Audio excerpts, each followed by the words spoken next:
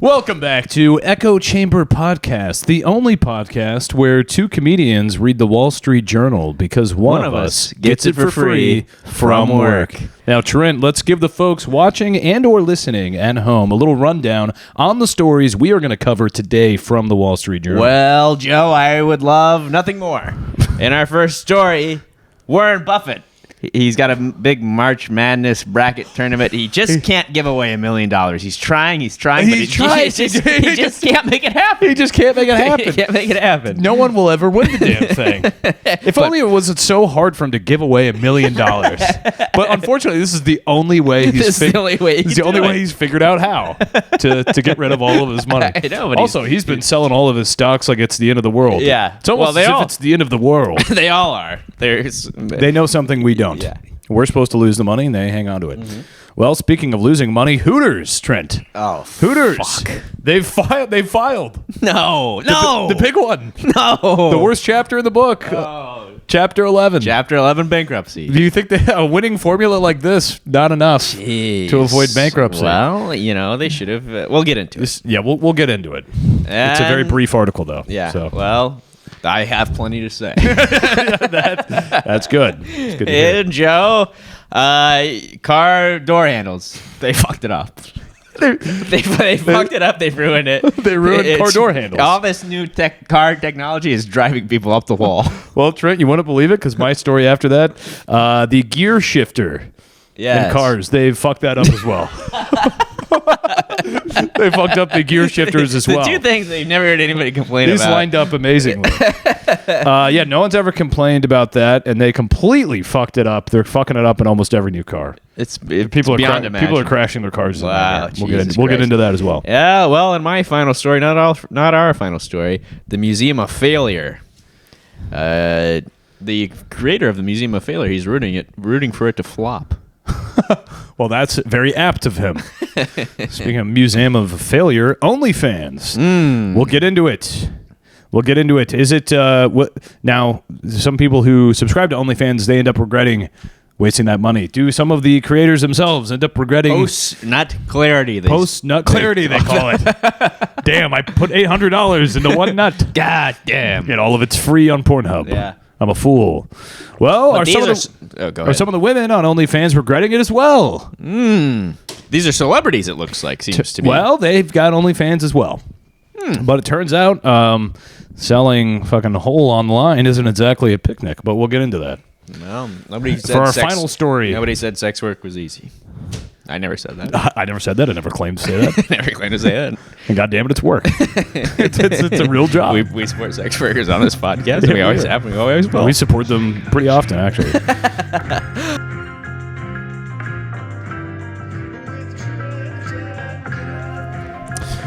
Well, Trent, I am back from abroad. You had a big trip. You're gone for 3 weeks. Call me Emily in Paris. Did I notice. Boy, I think we all felt it. I felt it. I felt it, yeah. I think the pod felt it. The pod felt it, yes. We skipped a week. We skipped a week. We did not do a good job of backlogging the podcast correctly. We almost got it, but we were 1 week off. Yeah. So our apologies, and we are back. We are fully back. But I went all over. You did. Europe. You had a big excursion. Went to Amsterdam. Never been there before. Yeah. Did you go to the red light district? No, we were going to go check it out. Not to pay any money there or anything. Right. We'll get into that later in the podcast. But I just wanted to see what it looked like. I think I were actually pretty close to it because I saw a lot of weird signs starting to populate around. Yes. But we did, everybody's like, oh, you got to go to Amsterdam and do shrooms or whatever. It's legal there. Go to one of those wacky tobacco cafes. Wacky tobacco cafe. And I was with Terrence, Hartnett comedian, cancer survivor, friend of the show. Welcome anytime. And cancer survivor, so he probably smoked. Oh, yeah, he lights up doobies, He's actually taking a break for Lent. Gave it up for Lent. Oh, wow. Damnedest thing I ever heard. Said, no, I gave it up for Lent. And I go, what is it, 1956? Gave it up for Lent. Yeah. What do we, can't even meet on a Friday night? We got to go to a fucking shrimp dinner. You got to Knights of Columbus house? Long John Silver. You got to go down to the Knights of Columbus house every Friday for shrimp dinner. Funny story. I didn't grow up religious. My family, heathens. Heathens, yeah. Proud atheists. Yeah, proud atheists. Yeah, your dad would love to sit you down and watch. We watch fucking Christopher Hitchens and Richard Dawkins. Yeah. That was our Sunday morning. Bill Maher. Yeah, Bill Maher. And no, so I didn't grow up religious, so I had never heard of Lent or anything. My friend, I went over to his friend to his house one time, and he had a trampoline, and I go, "Hey, what do you want to jump on the trampoline?" He goes, "I can't. I gave it up for Lent." And I thought he was referring to dryer lint. I had no, that's the only lint I ever heard of was dryer lint. So I go, what the fuck are you talking about? I love the idea of a kid having you over to his house and he has a trampoline. Can't do it, gave it up. I figured we'd sit inside and perhaps draw. Or play Uno, maybe. Perhaps an indoor game. Yeah, perhaps an indoor game. I gave up outside for Lent. So we're in Amsterdam. We want to go to. He talks me into a little bit. I'm not a big shrooms guy. Yes. But I don't mind like a pinch, sort of a microdose. A microdose of shrooms. Yes, Well, I've heard of this. You've heard of this. Now we think, well, we'll do a microdose. Yes. And then go to the Van Gogh Museum. The Van Gogh Museum. The Van Gogh Museum. Yes. With the cool paintings. Yes. Cool, the trippy, far-out paintings. Sure. And we go to the Shrooms Cafe, the wacky Shrooms Cafe, where they sell the shrooms. Yeah. I go up and I say, one shroom, please. I say, one microdose, please. And the guy goes, yeah, so no, that's not really a thing. Microdosing is a thing that someone with depression sets up slowly over the course of months. And I go, you know what I'm here for. I'm an American tourist. Yes. You know what I'm saying. Give me a small amount of shrooms. Yes. That won't freak me out, but it'll do something. Right. And so I'm like, well, we want to like feel something, but we have plans later tonight, and we need to be able to like do the things we need to do later tonight. Yeah, you get a black tie dinner. So this can't derail our day. Yeah. And so he goes, well, I would do this much of these kind of shrooms if you want to feel something. Okay.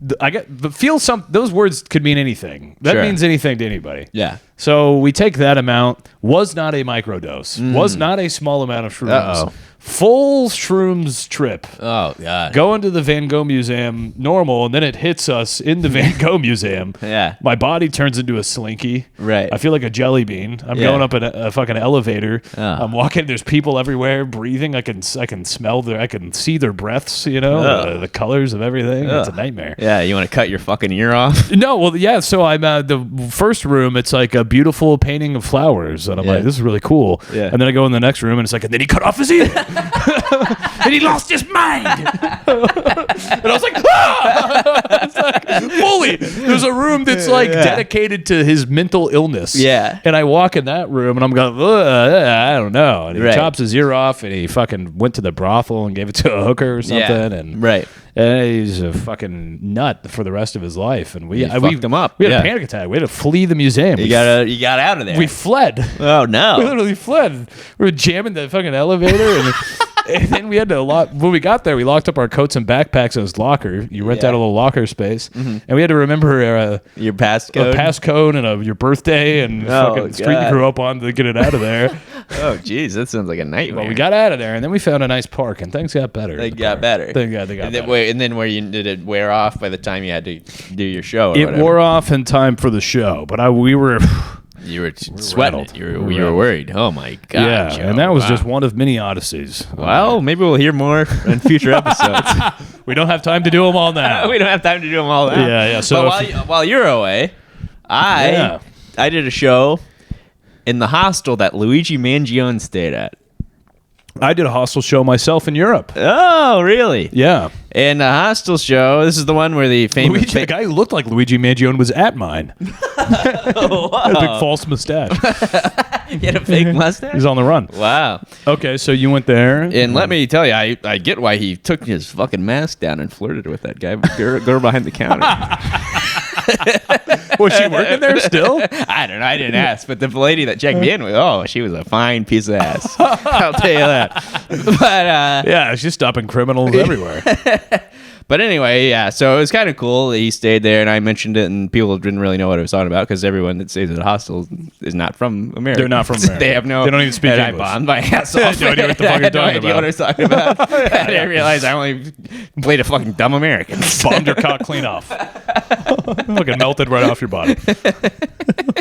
Well, defend, deny, Depose. decree. Depose. Yeah, depose. Depose, yes. Speaking of someone who... Speaking of someone who thinks Luigi Mangione should get the death penalty.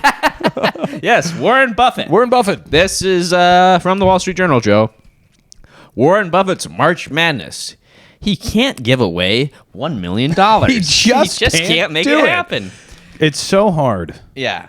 Billionaire makes it easier to win big prize in his bracket contest. Quote, I'm getting older. Now, he's been doing this for like 30 years. A long time. And what's the deal if you get every single guess correct? That was the deal. You get $1 million. You get $1 million if you get a, they call it a perfect bracket. The perfect bracket. Perfect bracket. And it's got to be time stamped. Time stamped, yes. I believe I think they submit it online now, which can't be faked. You can't hack. can't. The technology's simply not there It yet. can't be done. So, but anyway, that used to be the deal. He's changed it this year because he's old now. I believe he's 94. So if you get like 3 right, He's trying his damnedest to give away $1 million. So what's the deal now? I'll let you read the story. Yeah. I'm sorry. Well, some guys can't catch a break. Tell me about it. Warren Buffett, chairman and chief executive of Berkshire Hathaway, has been trying for nearly a decade to give away $1 million in his annual bracket contest for the NCAA men's basketball tournament, which is ongoing. But employees across Berkshire's roster of companies, from BNSF Railway to insurer Geico to See's Candy, keep throwing up bricks. It can't be done. It can't be done. Now, Buffett, who steered Berkshire's growth from a struggling textile maker to a sprawling empire with $1 trillion market value, is trying to improve their odds by making the prize easier to win. Last year, about 65,000 of Berkshire's nearly 400,000 employees participated. Quote, I'm getting older, the famed stock picker, who is 94, told the Wall Street Journal. I want to give away $1 million to somebody while I'm still around. And to do that, you have to win a contest. Like It's the other way. Goddamn Willy Wonka. He only has all of the $1 million that there are. His company's worth $1 trillion. $1 trillion And company. he's desperate. He's desperate to give away $1 million. I feel like if I was trying to give away a nickel, yeah, and I created an impossible to win, you homeless guy an fill out impossible to fucking win challenge. NCAA bracket. yeah. They'd Sorry. do a Mr. Beast-like contest. Sorry, you're a one-off. Oh, just one away. Mr. Beast, fuck him. Yeah, it's a pig. Fucking asshole pig. Buffett is no stranger to assessing long odds, from stock picking to insurance. His ability to evaluate uncertainty has fueled Berkshire's rise. Buffett made billions of dollars betting on Apple when few realized the iPhone maker's potential. Good for him.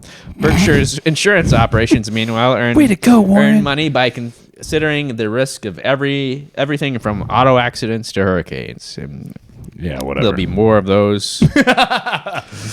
There'll be sort of an infinite amount. more. And It'll be like the red eye on Jupiter soon. It's a 400-year storm raging.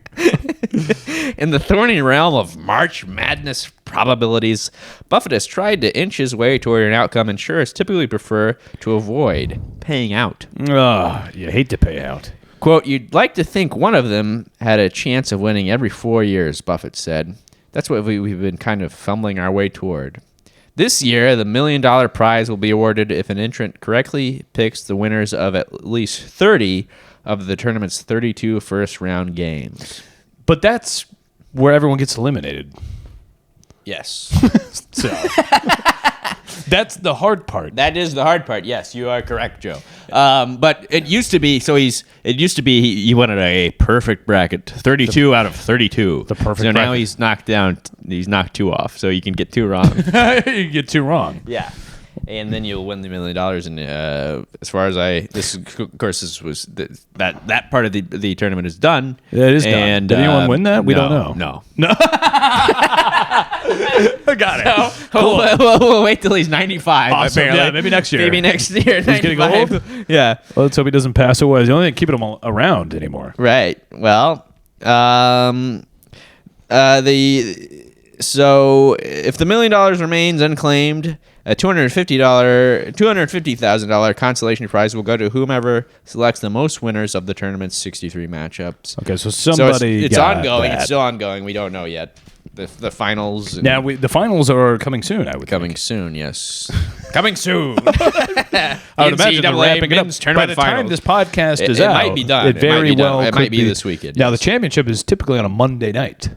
Well, I believe then maybe this Monday we'll find out. This may be the eve of the very championship of which we speak. Yes, well, everybody tune in. Final four. Everybody weekend. watch the tournament, the finals Gonna tournament. see who wins $250,000. But Buffett would like to see the bigger payout. Quote, just think of the excitement it would create all over the place if somebody gets $1 million instead. And he could easily do that. Well, that didn't He could easily make that happen without making people jump could through just give a guy $1 million. Yeah, he can walk down. He can walk down the street and give everybody he sees $1 million and still have way more money than he would ever need. He'd have the thrill of watching them jump up and down with glee. He goes, quote, I hope it's this year, he said. We've made it easier this year than ever. Fuck him. Yeah. A big win could happen. Well, Don't act like you're this big charitable guy. yeah. So it didn't happen anyway. Dwayne Johnson, not The Rock. Not Dwayne The Rock Johnson. This is just some fucking nobody, Dwayne Johnson. Can you imagine being Dwayne Johnson, not The Rock? Yeah. Dwayne the guy Johnson. Dwayne the guy Johnson. Dwayne the insurance salesman Johnson. He was a steel worker at Precision Cast Parts. He Dwayne won Steel. $100,000 from Berkshire for correctly picking the winners of the first 29 games before getting one wrong. Wow. Under this year's rules, Johnson's performance would have won $1 million. Sorry, bud. Maybe Yeah. you should have waited till this year. to do Right. that. So, reached by phone, Johnson, a 44-year-old West Virginia resident who is currently looking for work, recalled that Buffett called to congratulate him. Johnson admitted it was painful to learn from a journal reporter how much bigger this prize would have been under Berkshire's 2025 contest rules. Quote, that's a dagger to the heart. That hurts, he said. My next question would be, is that retroactive, Warren? No doubt. And told of Johnson's query, Buffett laughed and invited him to submit a bracket this year. So the guy's dying to give away $1 million. Is laughing in the face of an unemployed West guy Virginia. who's Yeah. children are eating saltine crackers. Guy's name's Dwayne Johnson. He's got to hear like The Rock every fucking day of his life. He goes, is this good for last year? He hits his cane in his head. Submit a bracket, fucker. Silence, swine! You lose. Good day, Good day, sir. You get nothing. Sorry, Dwayne. Sorry, Dwayne the No One Johnson. As for his own bracket, Buffett said he may ask his executive assistant to fill it out. What? He simply can't be bothered. Can you imagine having someone else fill out a bracket for you? Yeah. It's the whole fun of it. The whole fun of it is thinking the teams. Yeah. It takes 11 minutes. You do it with a bowl of cereal. He's a busy man. You do it with your breakfast. He's got to invest in NVIDIA. He's got to buy. the NVIDIA stocks. There's no time for brackets. Yeah. I'm Warren Buffett's executive assistant. I got to pick up his dry cleaning, fill out his NCAA bracket. Yeah, his executive assistant gets it all right.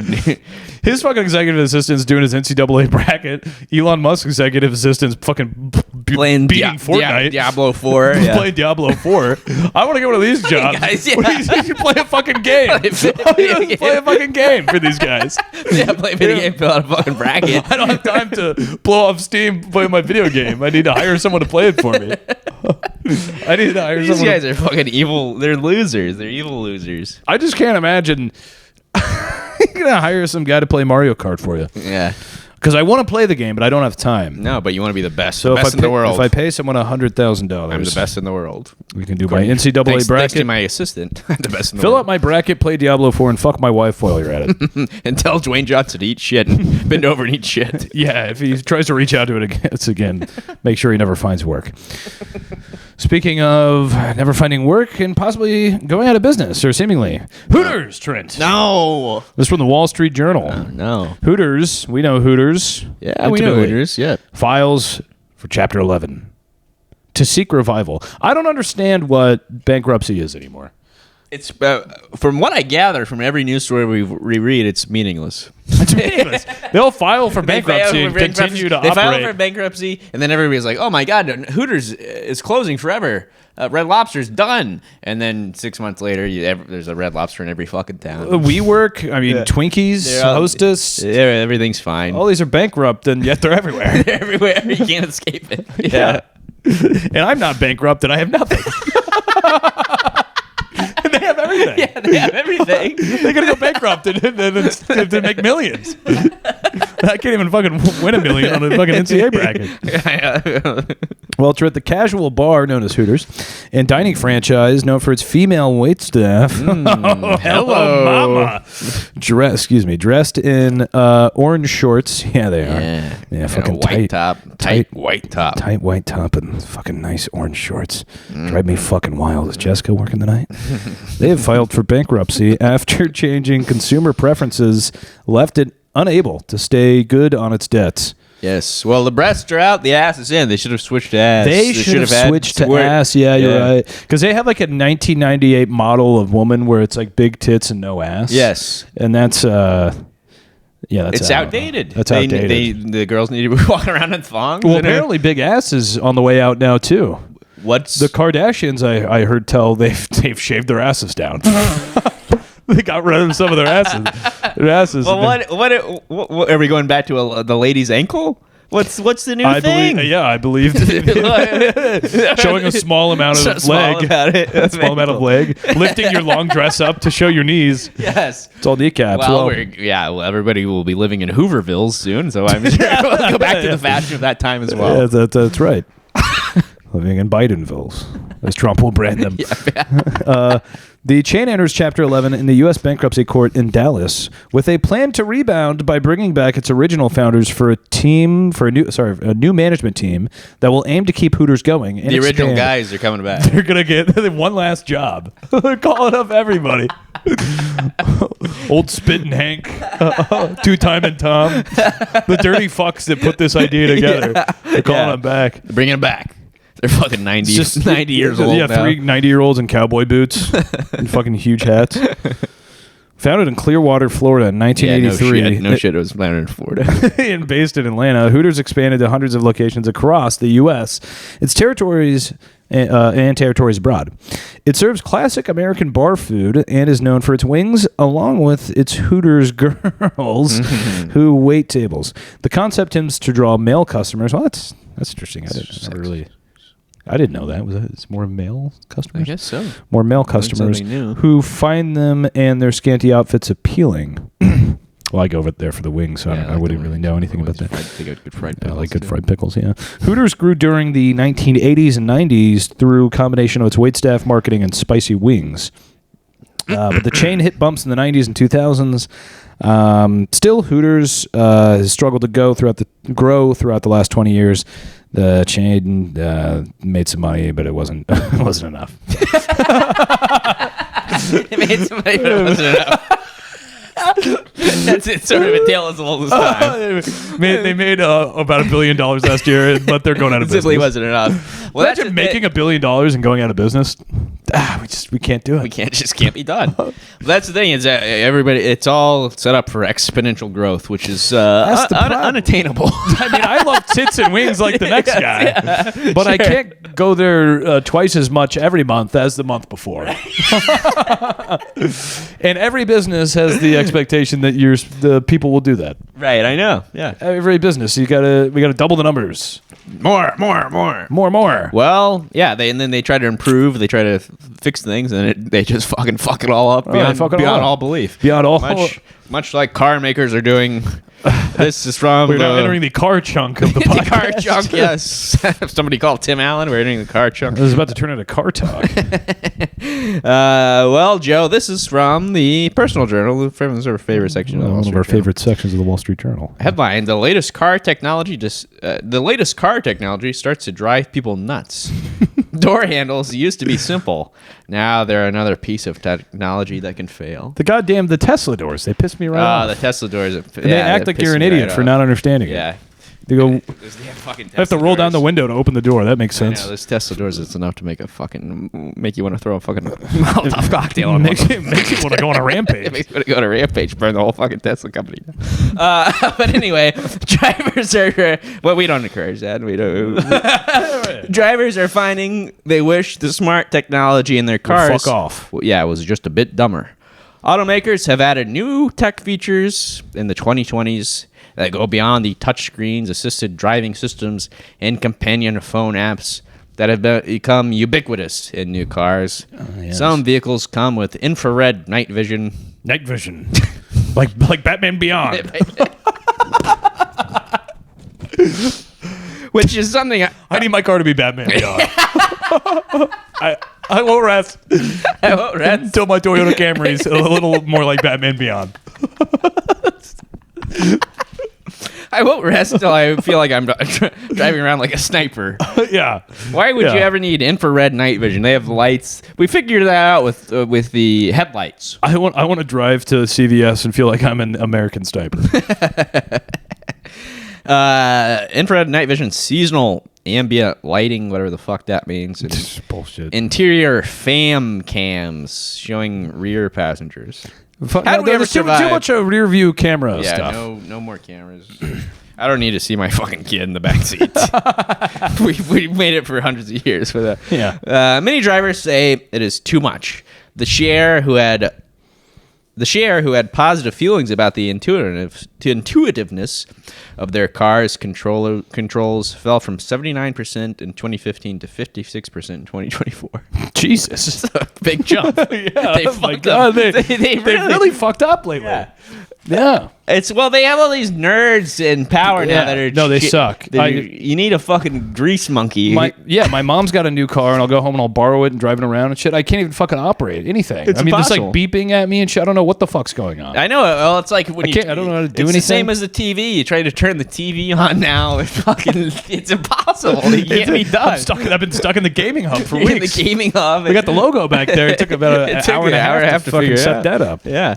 So it fell from 79 to 56, which is not good. I'm no mathematician, but I can do that math. The trend was similar for drivers' perceptions of dashboard displays, screen interfaces, and the layout of the instrument panel. Oh, the instrument panel. Yes, the famous instrument panel. In January, Vincent Default Bedard. What? That's his name. Fair enough. Tried and failed to remotely start charging his 2024 Volkswagen Can't do it. ID4 electric car. Can't be done. Using its phone app. That whole thing would just make me so irate. I'm trying to turn my fucking car on. I'm fucking can't get a fucking app to work. You're fucking jamming your finger on the... Oh, it made me... Oh, God. Well, made me want to kill someone. You had a bed that hooked up to the... It's a nightmare. App. Yeah, fucking nightmare. I don't need another fucking app. I had app. a guy come over there and fucking give me no more apps. My bed app. The only app I want is a fucking... 6 mozzarella sticks. At fucking Hooters. With a woman in an orange skirt serving to me. With Sharon, fucking bleach blonde hair. Bullshit. She works Tuesdays. She should be here. She should fucking be here. Can you call her in? Can you call her in? The 36-year-old engineer in Montreal scurried out into the 15-degree night in shorts and flip-flops, thinking he would be back indoors quickly. But the car doors wouldn't open because their sensor-equipped handles were on the fritz in the cold. Oh, yeah. Oh, sorry. You wanted to open the door in the cold? No, yeah. So something we didn't. Yeah, these actually don't do great in the cold. Oh, yeah. You live in Montreal. So. But maybe you could wait till it heats up. He ended up having to shimmy into his car through the trunk. No, it's a nightmare. His app wouldn't work. And These people should the sue. door handles were frozen. Yeah. Quote, just give me a normal door handle, he said. For crying out loud. Yeah. In 2024, owners of battery electric vehicles reported their door handles being difficult to use at a rate of 3.1 problems per 100 vehicles, up from 0.2 in 2020. I don't know what any of that means. So 3.2 problems per vehicle? So more people... Oh, there's just more... Oh, I see. There are more problems. 3.1 problems... It used to be 0.2. Okay, so there's people have 3 problems, and they used to have 0. Is what I'm hearing. Yeah, right. Exactly. It used to be like, this is a car, obviously. Yeah. There's no. You should be able to open the door. There's no problems until I run into the ground. Yeah. We've changed door handles. Quote, we've changed door handles from being a problem-free experience to now they pop out when the owner approaches, and we're seeing all these problems, said Kathleen Rizek, a senior director at J.D. Power. Famous J.D. Power and Associates. J.D. Power and let's not forget the Associates. Yes. Glitches can be especially annoying for drivers whose cars cost more because of extra technology. Some premium features, such as massaging seats. No, you don't need your ass massaged. You're driving to work. You're driving 20 minutes to fucking Dairy Queen. And get your fucking asshole massage. And passenger side screens, whatever that means, can drive up a car's price tag. The average transaction price of a new vehicle was $47,373 in February, and Trump will get that up to $1 million. Thanks, Trump. Here soon. Don't you fret. Drivers are most enthusiastic about tech features such as wireless phone charging pads, heated and ventilated seats, rain sensing wipers, and built-in vacuum cleaners, according to a survey last year of a new car shoppers by market research firm Auto Pacific. Bullshit firm.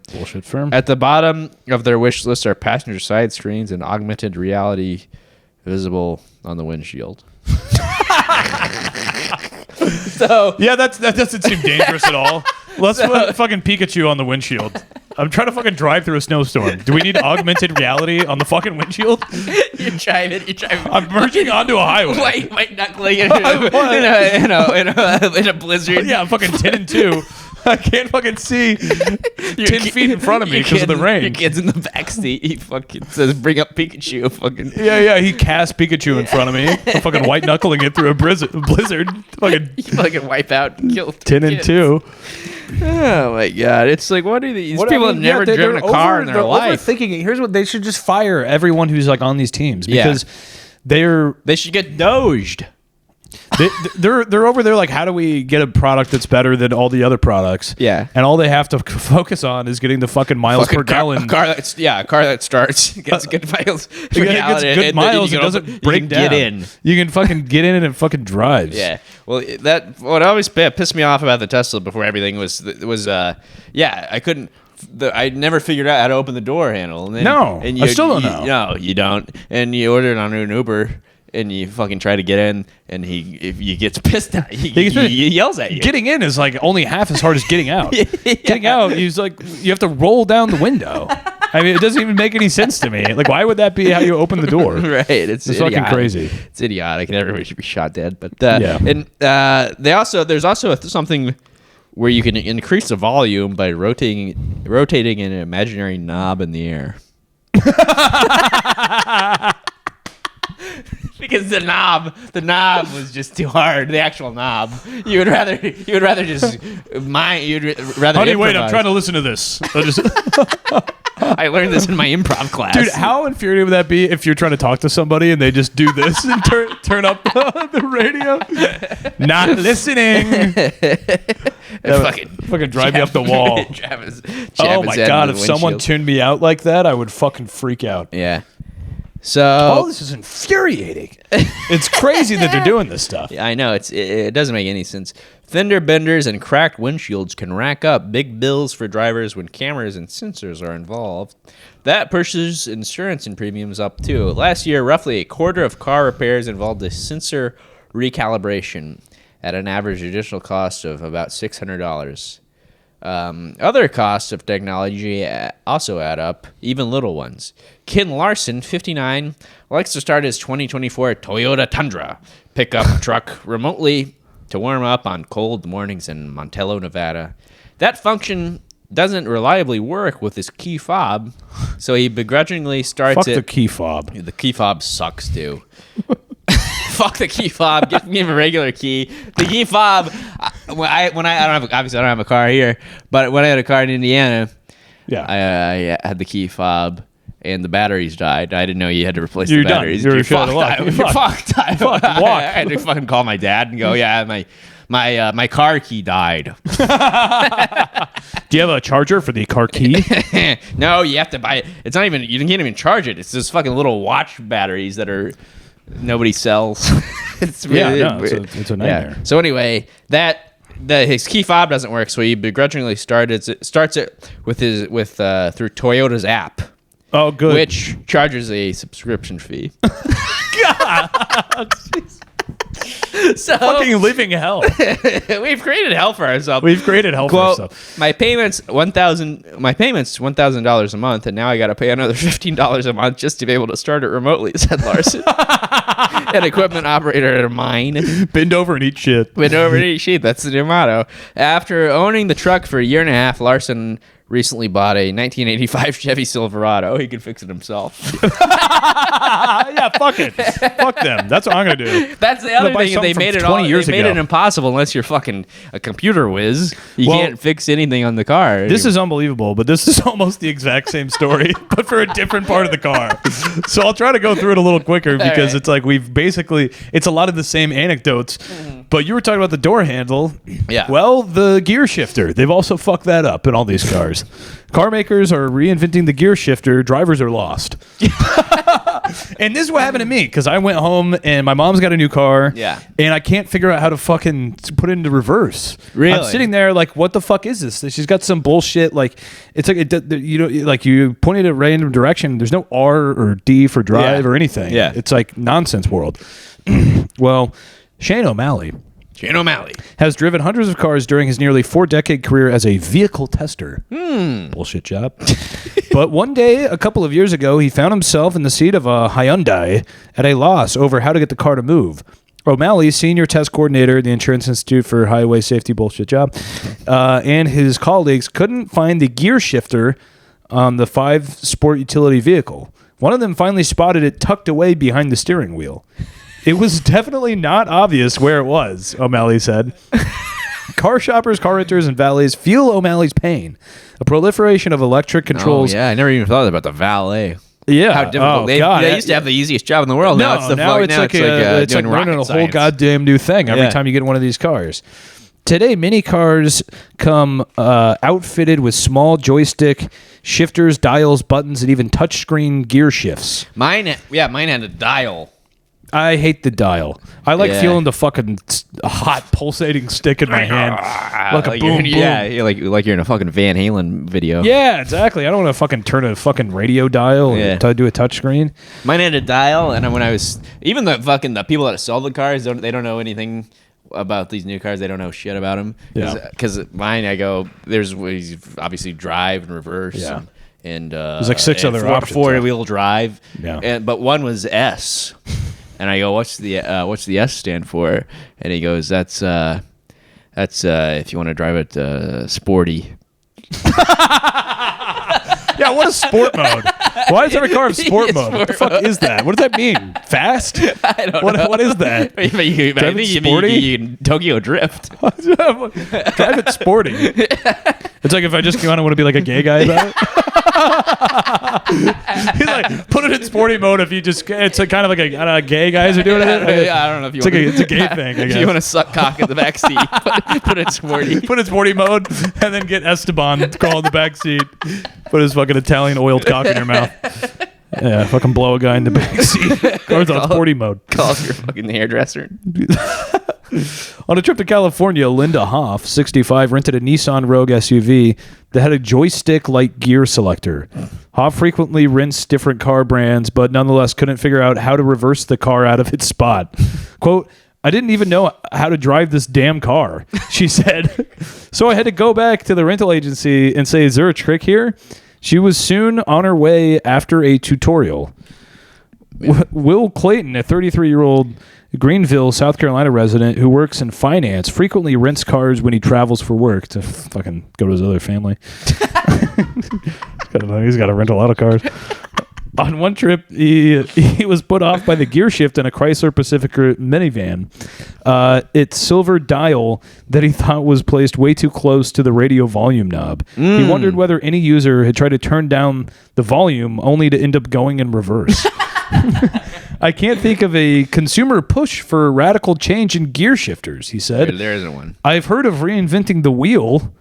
I have not heard of reinventing the gear shifter.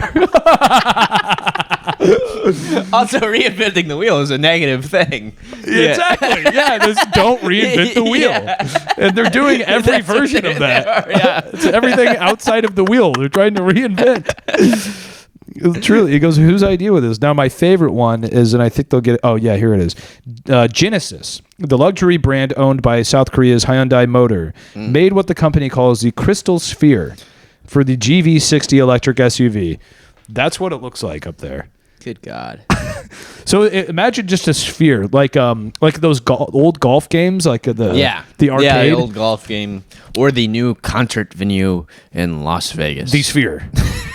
The Las Vegas Sphere. The Las Vegas Sphere. The glass ball sits in the center console and glows when the owner approaches the car, a bit like a fancy snow globe, rotating 180 degrees upside down when the vehicle is turned on to reveal a twist knob shifter. I don't understand it is. Genesis' European division last year put out a nearly 4-minute video explaining how the orb works.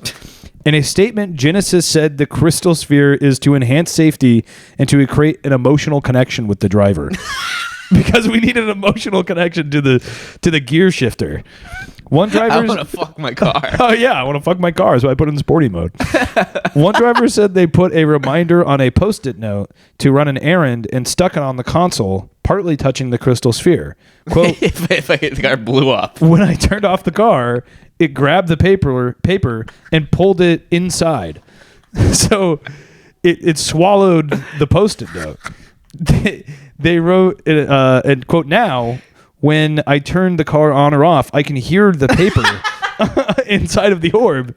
So it swallowed the orb. It's his to-do list. It swallowed his to-do list. It swallowed his to-do. He'll never know what it was he was to do. It costs fucking $600 if you ever wanted to replace the orb. No, probably $6,000. Yeah. It's one of a kind. More recently, I forgot to. When the last gear shifter before the orb, Chrysler declined to comment. I wanted to say that. Yeah. Last year, a little anecdote. More recently, Consumer Reports ran into trouble with Rivian RAS electric SUV. While driving on a highway, one tester for the magazine attempted to turn off the vehicle's adaptive cruise control in slow traffic, but her maneuver caused the SUV to shift into reverse on the highway. Jesus. Rivian said it updated the software to fix the problem, but the person's dead. Just a simple glitch. It's just a simple software glitch. Simple software glitch. A quick update will fix that. Even in the ever-expanding universe of shifters is tripping up drivers, patience is key, said O'Malley, the IHS tester. It's all about familiarity. Quote, once you know where something is in your car, it's not that stupid anymore. Fully disagree. Bullshit. Yeah. It's inherently stupid. Yeah. Just because I get to know an orb doesn't mean that the orb's not stupid. Yeah, it's stupid. No matter which way you look at it, it's stupid. So anyway, they fucked up cars. Cars are done. Cars are done. They're failures, and there's a museum of failure. It's my final story, not our final story. Oh, the Museum of Failure. Yes, the Museum of Failure. Headline, this is from the Wall Street Journal. He built a museum of failure. Now he's rooting for it to flop. Founder of Shrine to Ill-Fated Creations like Crystal Pepsi says his collection was stolen. Stolen? It was stolen. Oh, this is like the ultimate irony that he wants it to fail. Yes. But the only thing that won't fail is the Museum of Failure. Dateline San Francisco, the founder of the Museum of Failure, which celebrates product flops like Crystal Pepsi and a golf club that doubles as a urinal, has one wish for its highly anticipated exhibition slated to open here next month, that it bombs as spectacularly as the items on display. Samuel West is begging people not to buy tickets to the internationally acclaimed show, and he isn't joking. West says his business partner, Martin Bialis, stole his collection and is opening the traveling exhibition without his permission. Oh, my God. Bialis says the show is his, and he has hired lawyers to shut down West's campaign to keep people away. Wow. Yes. A once fruitful partnership has devolved into a bitter public feud full of name-calling and threats. Name-calling? Yes, you hate to see I don't that. see how anyone could stoop down to that. You would hate to see something like that. Bialas has characterized West's attempt at being an entrepreneur as an insult to failures. West called Bialas the Donald Trump of tacky art world. So, quote, so somebody steals your car and then he's going to put it in a race? Do I want that to succeed, said West? No. So how did he steal it?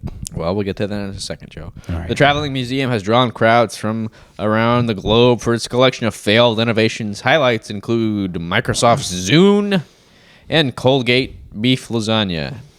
The toothpaste maker's attempt to sell frozen dinners. Colgate lasagna? Yeah. Honey, I picked up some Colgate lasagna. Minty fresh lasagna. There's also an adults-only section that features a spray-on condom that turned off testers because it took too long to dry. Oh my God! Yeah, let me fucking get rock hard and spray on a condom. You got a fucking naked lady in your room that you fucking shake it up. Shake on a fucking can of Cheese Whiz. Hold on 1 second, baby. No, this is legit. Then you fucking flash. Just need 20 minutes here. Fan it. Help me fan it. It dries your flaccid. It is often said that failure is an orphan. But, okay. But the Museum of Failure has had several fathers. I've never heard I've never heard that. Failure is an that orphan. like a Charles Dickens thing? I don't know. He was a big orphan guy. Yeah, that's true. West, a 51-year-old organizational psychologist, bullshit job, said he... That's a bullshit job. Yeah, said he conceived the idea about a decade ago when he became fascinated by how fear of failure in the workplace stifled innovation.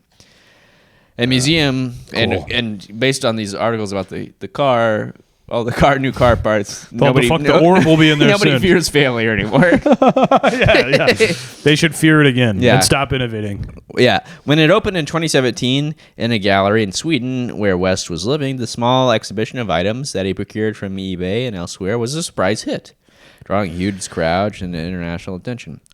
But within 2 years, West was locked in a legal battle with two business partners over ownership of the museum. When he couldn't pay the legal fees, he was declared bankrupt in Sweden, which we've learned is meaningless. Maybe it means something in Sweden. Maybe it does. In Sweden, maybe it's different. After studying and talking about failure for years, West recalled the personal sting and shame of his own.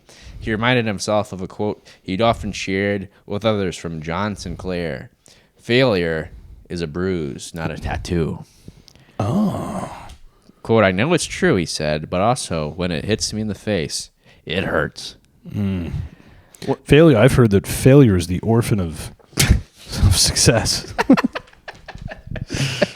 The partnership with Bialas began with great promise. Bialas, 65, is known for traveling exhibitions like the life-size reproductions of Michelangelo's Sistine Chapel, an idea he had after visiting the real one in Vatican City. Quote, they push you in there. There's 2,000 screaming people, no atmosphere. They push you out after 15 minutes. You can't take photos, he said. That's his review of the Sistine Chapel. You can't take photos. So he put that on wheels. He recreated it, put it on wheels, and he travels it around the world. And that was apparently a big success. When Bialas read about the Museum of Failure, he flew to Sweden to make his pitch. West cleaned his old Alfa Romeo and picked him up at the airport. They went into business. Bialas' company got a license to operate a traveling exhibition of the museum outside of Sweden. He would be responsible for finding gallery space, setting up the shows, advertising, and ticket sales. West would provide the collection and make appearances at openings. Together, they created big shows in major cities. But in recent years, the pair squabbled over money. In 2023, West alleged he wasn't being paid his 20% cut. Bialas' lawyers fired back that West had agreed to receive the commissions after Bialas' company recouped his investment. The feud exploded when West said he found out that Bialas was opening a show in San Francisco by reading about it in the news. With proximity to Silicon Valley, the capital of failing forward, West said, it felt like a slap in the face. He posted a message on the museum's website telling people to stay away. Bialas says West's allegations are baseless because he owns the museum's trademarks and has the rights to the collection. He doesn't need West's permission to open a show, he said. Bialis lawyers in recent weeks hit West with a barrage of legal papers ordering him to hand over the website. West has since taken down the message on the site. Quote, I'm going to open this thing without him, and I'm going to shut it down. I'm going to shut him down, Bialis vowed. The opening date has been pushed back to early April because of the conflict. You know, I hope they all fucking fail. They're all assholes. They're all assholes. This is bullshit. The whole thing's bullshit.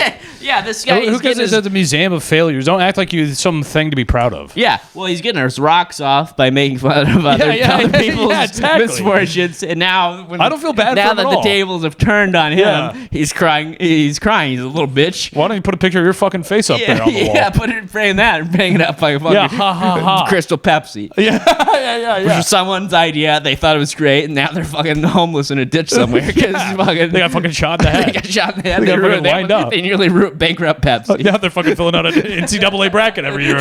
Yeah, hoping to get out of the dirt. Their name's Dwayne Johnson. Dwayne Johnson. Give him Crystal Pepsi. He doesn't have a fucking Warren Buffett says, fuck this guy. Fuck the Museum of Failure. Fuck all of them. I hope they all fucking rot in hell. It's a fucking bullshit museum. Yeah, whatever. You know what that is? That's a fucking Reddit thread. That's not a museum. It's mean-spirited. You're fucking throwing away money to go see what? To go see what? I mean, go see stuff. Who gives a fuck? Yeah. Well, I hope they all lose.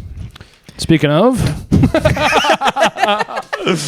female celebrities are making millions on OnlyFans. That's from the Wall Street Journal. Celebrities were on there. Yeah, you know, I know a couple everybody's girls I went to high school with are. I mean, everybody, they call it the Great Equalizer. OnlyFans. They call it the Great Equalizer. They sure do, Joe. This is from the Wall Street Journal review section, which I don't know what it is really, because half of it is like reviewing books and movies, but then like half of the articles are just like kind of weird, reviewing things happening in the world, which I thought was just a newspaper. I thought kind of belonged in the op-ed section. Yeah. But what do I know? This is from the Wall Street Journal review section. If you're a woman in the, I guess I should finish the entire headline. Female celebrities are making millions on OnlyFans. Will they regret it? Will they regret it? Oh, we're about to find out. If you're a woman in the public eye, then regardless of your other talents or accomplishments, to some degree, you will always also exist as a sex object, which isn't true. I mean, was Betty Crocker a sex object? I mean, I think if you're like a sexy person, then yeah. Right. Yeah. I mean, I don't know. I agree with that. I was gonna say the same thing.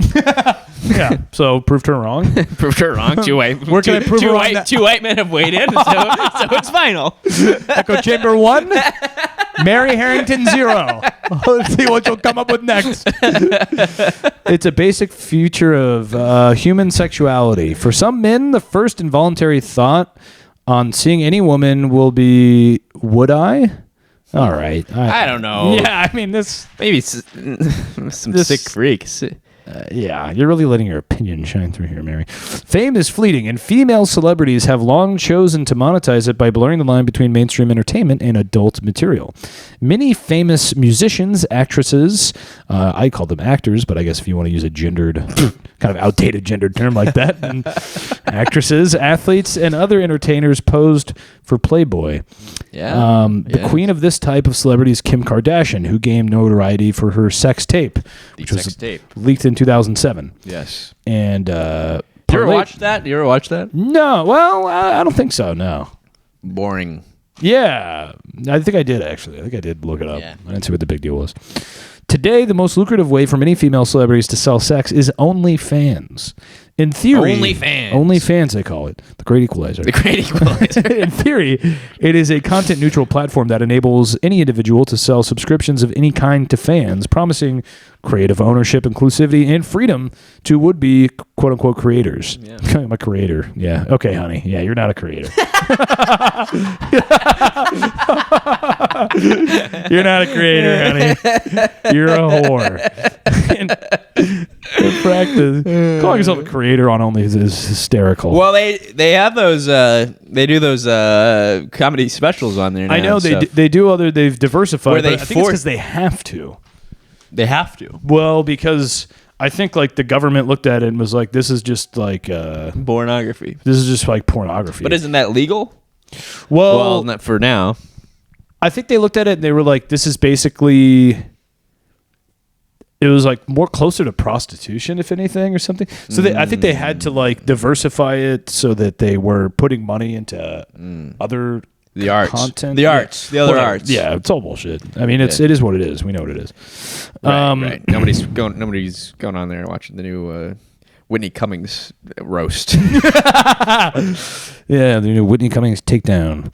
Fans can be very lucrative, especially for celebrities who parlay an existing platform into adult content subscription. The Australian rapper and model Iggy Azalea, for example, charges $24.99 a month for her OnlyFans content and regularly tops industry analysis of the highest-earning OnlyFans accounts. Really? She told the Los Angeles Times that she makes so much money in her first month, she couldn't even say how much it is. That doesn't mean anything. Okay, it doesn't mean shit. It doesn't mean shit. So how That's what a fucking liar would say. Yeah. It sounds like what I'm going to say about how many views my special gets.